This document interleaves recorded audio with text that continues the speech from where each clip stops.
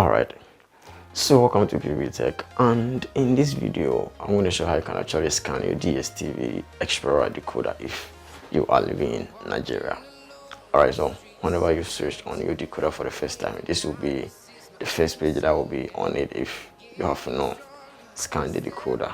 Alright, so we have the language option here. You have to select your preferred language. You're gonna go in with English, so you press OK on it.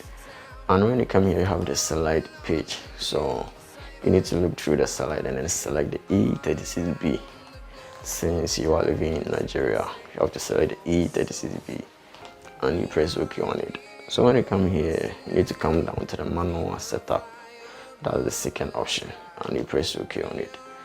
And here you have the LNB type. Since it's an Explora decoder, you need a unique cable LNB to do the installation. So you need to select the unique cable TM/SAT-CR, and you scroll down, and on the right side of the page, as you can see, you have the signal strength and the signal quality, actually indicating that there is a signal from the satellite. So whenever you reach this level and those blue tips are not showing, it means that the signal strength or the signal quality is not showing up on your decoder. So you have to check the signal cable from your satellite dish. Alright, or you have to adjust the satellite dish to get a stable signal.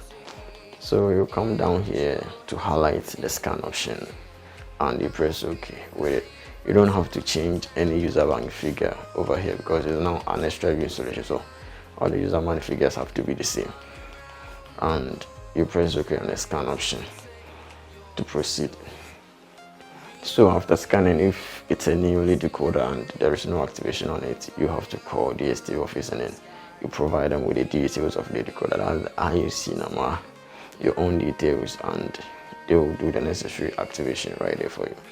Alright, so if today happens to be that it's your first time being on this channel, all you got to do is subscribe and hit the bell icon. You lose absolutely nothing by subscribing. Thanks for watching.